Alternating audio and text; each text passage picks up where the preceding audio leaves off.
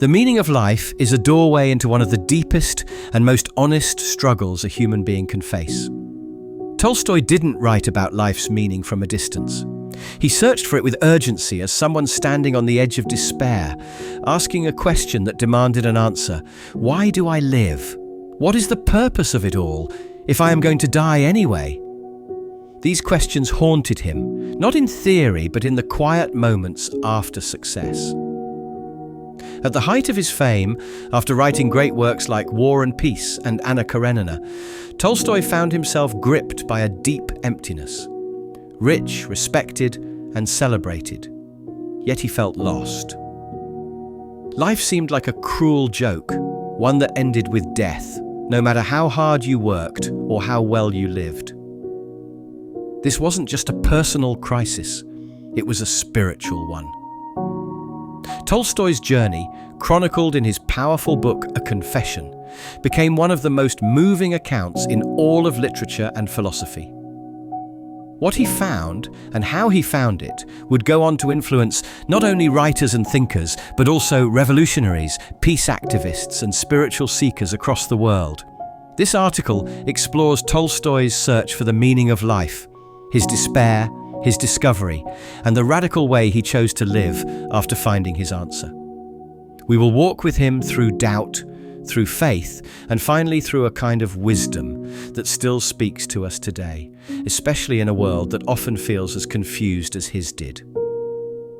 Let's begin with the crisis that broke everything open. Leo Tolstoy was not born into hardship. He came from an old aristocratic Russian family, and his early life was shaped by privilege, education, and literary ambition. In his 20s and 30s, he gained international fame with novels that defined Russian literature. War and Peace and Anna Karenina weren't just stories, they were rich portraits of humanity filled with insight about love, history, and the human soul. From the outside, it looked like Tolstoy had everything. He was wealthy, he had a large family, his work was celebrated around the world, but inside, a quiet storm was building. In his early 50s, Tolstoy began to feel a growing unease, an anxiety that no success or praise could silence. He had climbed to the top only to find that there was nothing waiting for him there. He described this time of his life in A Confession, a book written not for show, but as an honest record of his spiritual breakdown. He didn't soften the truth. He admitted that he had stopped enjoying life. The things that once gave him pleasure, writing, family, land, reputation, now felt hollow. He wrote, "I could give no rational meaning to any single action or to my whole life." It wasn't depression in the clinical sense. It was something deeper. A philosophical sickness, a fear that everything in the end might mean nothing. If he was going to die, then why go on living at all? What disturbed Tolstoy most was not just that death was certain, but that it made everything else feel like a lie. No matter how hard people worked or how much joy they found, it would all eventually disappear. Time would erase it. This thought struck him like a quiet thunder, again and again. Death didn't scare him because of pain. It scared him because of its finality. He saw that even the happiest life was like a beautiful painting that would be burned in the end. Tolstoy tried many ways to escape this feeling. At first, he threw himself into his work. Then he tried distractions, pleasure, property, routine, but nothing lasted. Eventually, he reached a point where he couldn't pretend anymore. He was, by his own account, close to suicide. He wrote, "The truth was that life is meaningless." This was not just a crisis of the heart, it was a collapse of the mind. Tolstoy began searching for answers in philosophy, in science, and in religion. He wanted to understand if any of these systems could explain what life was really for, why it should be lived, or whether it had any worth at all. He turned to the intellectuals of the past, Greek philosophers, Indian sages, Christian theologians. He studied mathematics, biology, psychology, and literature. He was looking for clarity, for some kind of universal explanation that would calm the storm inside him. But nothing worked. Every answer, he felt, was built on shaky ground. Science could describe how things worked, but not why they mattered. Philosophy could build systems of thought, but not give him a reason to get out of bed in the morning. Then he looked at the people around him, especially the working class. These were the peasants and farmers who lived simply, often in poverty. They had no time for abstract theories, yet their lives seemed to be filled with something he had lost. Despite hard labor and little comfort, many of them lived with peace, kindness, and quiet faith. This shocked him. How could those with so little live with so much certainty? How could they keep going, generation after generation, without falling into despair? It was here, in the humility of others, that a crack appeared in his wall of doubt. Tolstoy began to suspect that maybe he had been asking the wrong kinds of questions. Maybe the meaning of life wasn't something you thought your way into, but something you lived your way toward. Maybe the answer wasn't hidden in books or theories, but already present in the ordinary lives of those who believed in something greater than themselves. This realization didn't come all at once. It was slow, like the rising of a distant sun, but it marked the beginning of a deep change in Tolstoy's soul. He would no longer look to wealth, fame, or reason for meaning. Instead, he turned towards something more quiet, more ancient, something close to faith, but not tied to any institution. By the end of this journey, he was not the same man. He gave up many of his possessions, embraced a life of simplicity, and wrote works that would speak directly to the human heart, not just the mind. But before we explore the shape of that new life and the spiritual ideas that guided it, we have to understand a key insight that helped him step forward. That reason alone cannot give life meaning. This is where the next part of his journey begins. After coming face to face with the emptiness of his own life, Tolstoy didn't immediately turn to religion. He first turned to reason. Like many educated men of his time, he believed that through science, logic, and philosophy, he might be able to understand the world and himself. But the more he searched for answers through reason, the more he realized its limits. Tolstoy was not against knowledge. He deeply respected science and philosophy. He had read Darwin, Socrates, Schopenhauer, and many others. He studied the natural sciences and admired the clarity and structure they offered. But none of these could answer the one question that haunted him: why live? They could describe life, measure it, and even predict its patterns, but they could not explain its purpose.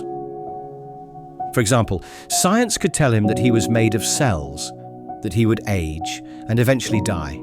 It could explain how the heart works or why the sun rises, but it could not tell him why anything exists in the first place, or what he should do with the short time he had. To science, death was simply a fact, not a tragedy. But to Tolstoy, death made every moment feel like a question mark. Philosophy was no more comforting. He found that many great thinkers, while brilliant, had also run into the same wall. Socrates searched for truth, but was sentenced to death. Schopenhauer admitted that life was full of suffering and offered little hope. Some philosophies told him to create his own meaning, but he found that hard to accept when he was feeling deeply lost. It felt like painting colour onto a wall that was still crumbling underneath. Tolstoy reached a point where he saw 4 possible answers to the question of how to live in a meaningless world. Ignorance, avoid thinking about it. Just keep living as if everything is fine. Pleasure, chase happiness and distractions to cover up the fear. Destruction, end one's life to escape the pain of meaninglessness. Faith, believe in something greater than reason, something beyond logic. He rejected the first 3. He could no longer pretend, enjoy life as a game, or take his own life. The only option left was the 4th, faith. But this was a problem too. Tolstoy had lost faith in the church. He saw hypocrisy in religious leaders, and the rituals of religion felt hollow to him. So what did faith really mean? This became his next great search. He began to observe how ordinary people lived. The peasants around him, most of whom could not read or write, somehow lived with peace and purpose. They worked hard, loved their families, accepted suffering, and believed in God, not as an idea but as a living presence in their daily lives. What struck Tolstoy was not their theology, but their certainty. They didn't try to explain the universe.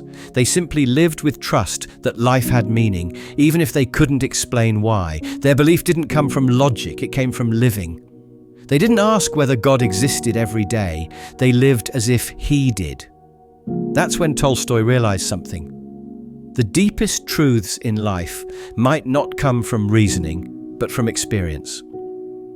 Just like a child doesn't need to prove that their mother loves them, they know it through care and presence. Perhaps people didn't need to prove that life had meaning. They could know it through living in love, kindness, and humility. This wasn't blind faith. Tolstoy was still critical of superstition and empty ritual. But he began to see faith as a different kind of knowledge, not the kind that solves equations, but the kind that helps us stand up in the morning and care for one another. Faith to him meant trusting that life was not absurd, even when we don't fully understand it. In a confession, he wrote, "Faith is the power of life. If a man lives, then he must believe in something. Without that belief, life collapses into fear or despair." And the kind of faith that gave life meaning was not found in abstract theology, but in how we treat others, how we live, and what we're willing to serve beyond ourselves. Tolstoy's turning point came when he accepted that reason could not carry the full weight of life's big questions. Reason could take him far, but not all the way. To find peace, he had to open himself to something beyond control, to the possibility that life has a sacred rhythm, even if we can't always see it clearly. This shift didn't solve all his problems overnight, but it changed the direction of his life. He began to write differently. He looked more closely at the teachings of Jesus, especially the parts about love, forgiveness, and humility. He started to see religion not as a system of power, but as a guide for how to live with honesty and compassion. The answer he found was not in endless thinking, but in living a life of meaning through faith. Not faith in dogma, but faith in love and service as the truest expressions of what it means to be human. Once Leo Tolstoy accepted that rational thinking could not answer life's deepest questions, he turned toward faith. But not the kind of faith taught by the church he grew up with. In fact, the more closely he examined organized religion, especially the Russian Orthodox Church, the more he became convinced that it had lost its way. Tolstoy believed the church had become too focused on rituals, rules, and power. It was more interested in tradition and authority than in truth. While it preached love and humility, it often supported war, wealth, and judgment. This, to him, was a betrayal of what Jesus actually taught. So he began to dig deeper, not into theology, but into the Gospels themselves. He read the words of Jesus again, this time with fresh eyes. What he found was not a religion built on fear or dogma, but a simple, powerful message. Love your neighbor, forgive everyone, do not judge, do not resist evil with violence. Live humbly, trust God. This message struck Tolstoy like lightning. It was clear, direct, and radically different from the church's version of Christianity. Jesus didn't talk much about priests or rituals or doctrines. He talked about how we treat each other, especially the poor, the weak, and the stranger. He taught that the kingdom of God is not far away in the sky. It's within us, right now, if we live in love. Tolstoy took this message seriously, so seriously that it changed everything about how he lived. He began to write about a form of Christianity that wasn't tied to any institution. It didn't depend on miracles or mysteries. It was a moral guide to life, based on the teachings of Jesus, especially the Sermon on the Mount. From that sermon, Tolstoy focused on 5 key commandments that he believed captured the heart of Jesus' message. Do not be angry. Anger leads to hatred, and hatred leads to violence. Do not lust. Treat people with respect, not as objects for your desire. Do not take oaths. Always speak the truth. Let your yes be yes, and your no be no. Do not resist evil with violence. Respond to hatred with love, not revenge. Love your enemies. Forgive everyone, even those who hurt you. To Tolstoy, these weren't just nice ideas. They were a blueprint for life. They offered a path out of violence, greed, and fear, and into peace, simplicity, and love. But these teachings were also demanding. They asked for more than belief. They called for transformation. They challenged people to live differently, to turn away from the systems of power and wealth that ran the world.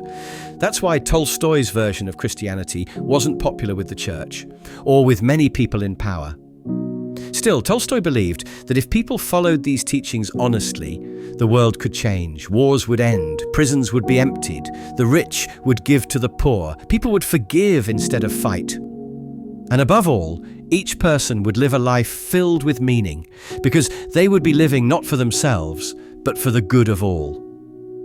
In his book, The Kingdom of God is Within You, Tolstoy explained this vision in detail. He argued that real Christianity is not about preparing for the next life. It's about transforming this one. It's not about church ceremonies, but daily choices. He believed that the message of Jesus had been buried under centuries of tradition, and his goal was to uncover it. This was not an easy path. It meant going against the world. Tolstoy himself gave up his comfortable lifestyle. He stopped eating meat. He gave away much of his wealth. He wore simple clothes and worked in the fields. He tried to live in a way that matched his beliefs, even when it caused conflict in his family and friendships. Some people admired him. Others thought he had lost his mind. But for Tolstoy, this was the only way forward. He had found what he had been searching for, a way to live with purpose, grounded in love, humility, and peace. To be clear, Tolstoy didn't see himself as a prophet or a saint.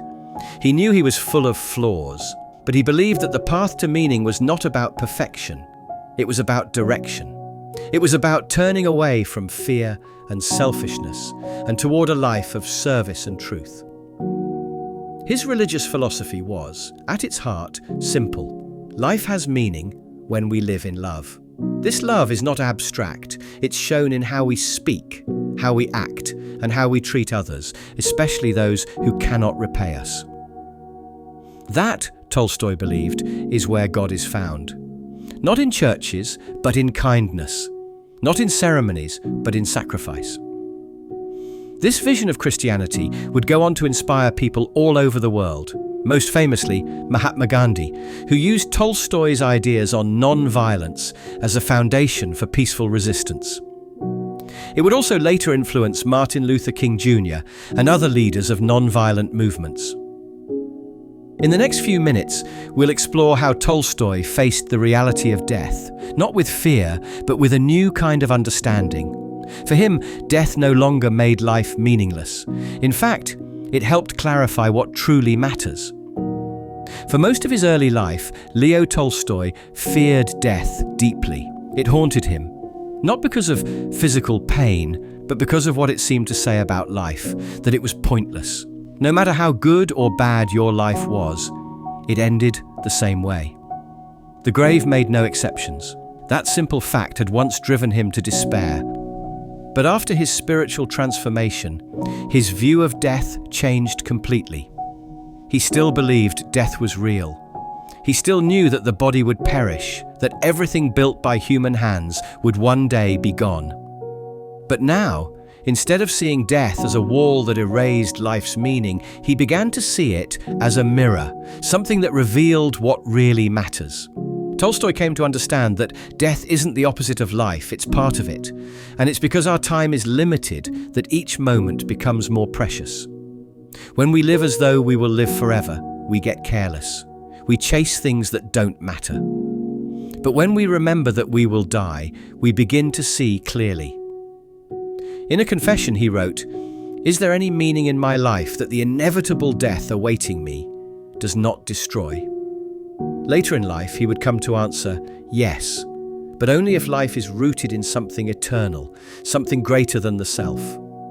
For Tolstoy, that something greater was not found in doctrine, but in the life of the spirit. He believed that every human being is more than just a body. We are also a soul, a consciousness, a moral being. And while the body dies, the soul connects us to something that doesn't. He didn't pretend to know exactly what happens after death. He wasn't interested in painting pictures of heaven or hell. Instead, he focused on the idea that there is a spiritual part of us that longs for goodness, for truth, for love. And that part is not destroyed by death. It continues on in some way, even if we cannot fully understand how. This is where his idea of immortality took shape. Tolstoy didn't see immortality as just living forever. He saw it as living rightly, living in harmony with the eternal. A person becomes immortal, not by escaping death, but by living in a way that connects them to what never dies: love, truth, compassion, and the moral law that lives within all people. He often pointed out that this view was not just religious, it was human. Across cultures, across time, people have sensed that there is something more to life than material things, something unseen, but deeply felt. Call it the soul, the spirit, or the divine spark. Tolstoy believed that to live with awareness of this mystery is to live well. This belief helped him face death, not as a thief, but as a teacher. Death, he said, tells the truth. It strips away our pride, our greed, our illusions. It reminds us that time is short and that what we do with it matters. When we ignore death, we live carelessly. When we accept it, we live more honestly. Later in life, Tolstoy found deep meaning in serving others, living simply and speaking truthfully, even when it cost him.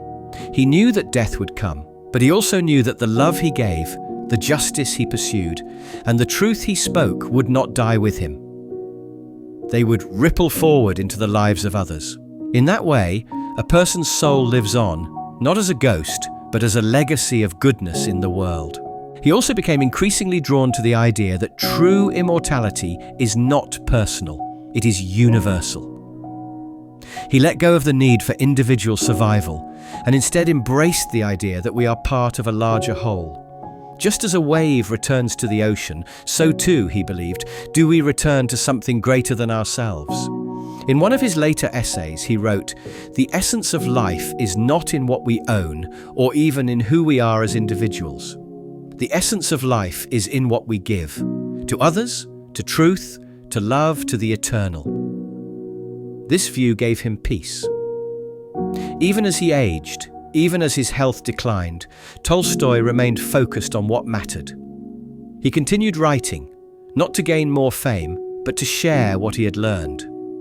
He welcomed death, not as an enemy, but as a natural part of life's journey, something that gave shape to everything else. In the final years of his life, Tolstoy became more radical in his simplicity. He left behind his estate. He wandered, often alone, and eventually died in a small railway station, far from his family and wealth. It was not a glamorous end, but it was fitting. He had spent his life stripping away falsehood, seeking truth, and trying to live with integrity. In the end, he died the way he had lived, honestly and without fear. Tolstoy's confrontation with death transformed him. What had once caused despair became the soil where faith and meaning grew. His life is a testimony to something many people discover, often late in life, that death is not the end of meaning, but a challenge to discover it while we can. Leo Tolstoy never claimed to be a prophet. He wasn't trying to start a new religion or lead a movement. All he wanted, at first, was to find a reason to keep living.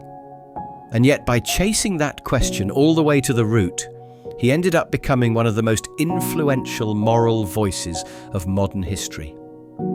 His personal crisis became a public legacy, one that would ripple far beyond his books and far beyond his time. That legacy began with his refusal to settle for easy answers. Many people, when faced with the fear of death or the loss of meaning, bury the questions beneath distractions. But Tolstoy did the opposite. He let the questions take over his life until he was forced to change. And because he changed, others began to see that they could too. This change wasn't just internal, it touched every part of how he lived. Tolstoy gave up his wealth, rejected the privileges of his noble birth, and tried to live like the peasants he once looked down on. He worked the fields, wore plain clothes, and gave up the comforts of his estate. These weren't symbolic gestures. He truly believed that meaning could only be found in simplicity, honesty, and love. And he did everything he could to live in line with those values. This radical transformation gave power to his words. When he spoke about morality, it came from personal struggle, not theory. When he wrote about love, sacrifice, or truth, it came from lived experience, not just imagination. People listened because they knew he wasn't pretending. He was wrestling with life just like they were, but he was doing it out in the open. His honesty touched people across the world. One of the clearest examples of his influence is seen in Mahatma Gandhi, who was profoundly moved by Tolstoy's book, The Kingdom of God is Within You. In it, Tolstoy described a way of life built on non-violence, love, and truth, a life that refused to fight evil with more evil. Gandhi read the book in South Africa, where he was already wrestling with questions of injustice and oppression. Tolstoy's clarity gave him a framework for action. The two men began to write letters to each other. And even though they never met in person, the bond was deep. Gandhi even named a small communal farm, Tolstoy Farm, as a tribute to his mentor. Tolstoy's ideas didn't just stay in books, they were put into action. Gandhi's non-violent resistance movement helped free India from British rule. And decades later, Martin Luther King Jr. would draw on both Tolstoy and Gandhi to fuel the civil rights movement in the United States. In this way, Tolstoy's moral vision helped shape two of the most powerful social movements of the 20th century. But Tolstoy's influence didn't stop with politics. He also had a profound impact on how people thought about religion. By criticizing organized religion while still embracing Jesus' teachings, he carved out space for a different kind of spirituality. One that was not tied to institutions, but to conscience. One that didn't require dogma, but demanded love. Many people who felt alienated from traditional faiths found in Tolstoy's work a way to reconnect with the spiritual side of life without giving up reason or honesty. This view continues to resonate today. In a world where more and more people are leaving organized religion, but still craving purpose, Tolstoy offers a third way. He says, "You don't need to believe everything you're told, but you also don't have to give up on meaning. You can still live a life filled with spiritual depth by loving others, telling the truth, forgiving freely, and seeking justice." Tolstoy also had a deep influence on literature and art. Writers like Rainer Maria Rilke, George Orwell, and Albert Camus were shaped by his work. Rilke admired Tolstoy's moral courage. Orwell praised his social conscience. Camus, who struggled with similar existential questions, saw in Tolstoy a kindred spirit, someone who had faced the void and answered not with despair, but with a kind of faith rooted in action. Even in psychology and education, his ideas found ground. Tolstoy believed deeply in non-coercive education, teaching that respected the child's natural curiosity and autonomy. He started a school for peasant children at his estate and advocated for learning that came from within, not from punishment or fear. His ideas would go on to influence educational reformers around the world. And then there's his quiet influence on everyday people, those who may never lead movements or write books, but who read Tolstoy and feel something change inside them. These are people who find in his story the permission to ask big questions, to doubt, to search, to live with more love and less fear. In that way, Tolstoy's greatest legacy may not be in the revolutions he inspired or the systems he criticized. It may be in the way he made it okay to admit that you're lost. He showed that doubt is not the enemy of faith, but often the beginning of it. That searching doesn't make you weak, it makes you human. And that living with integrity is worth the cost, even if it means giving up comfort, reputation, or power. He also reminded the world that true change begins inside. We often look to governments, churches, or leaders to fix what's broken. But Tolstoy believed the only real revolution is the one that happens in the human heart. When people choose love over hate, truth over convenience, humility over pride, that's when the world begins to heal. By the end of his life, Tolstoy had become a symbol not just of literature, but of conscience. He wasn't perfect. He had many contradictions, but he faced those contradictions honestly. And he tried every day to live by the truth he had found. His search for the meaning of life didn't end in a single answer. It ended in a way of living, a path marked by simplicity, love, service, and courage. And that path, once walked by one man in Russia, has become a road walked by millions around the world. As the final points, we'll bring the journey full circle, looking back at Tolstoy's search and what it still has to teach us today. The Meaning of Life by Leo Tolstoy is more than a philosophical question. It is a human cry. And no one responded to that cry with more honesty, more struggle, or more depth than Tolstoy himself. His life, from start to finish, was a search, not for comfort, not for certainty, but for something real, something worth living and dying for. What makes Tolstoy's journey so powerful is that it mirrors the path many of us walk. We begin by chasing success, wealth, fame, pleasure, recognition. These things promise satisfaction, and for a time they may deliver it.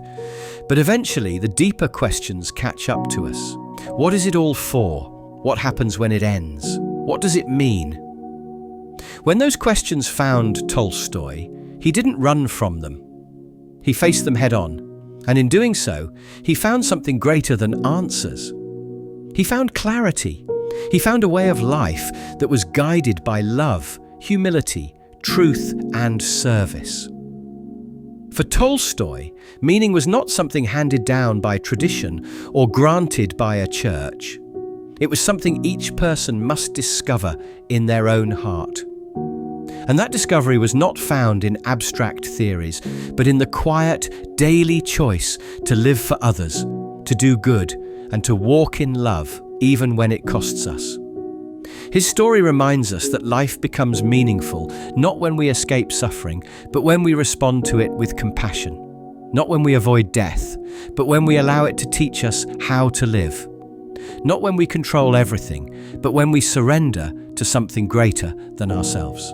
Tolstoy's journey was far from easy. He made mistakes.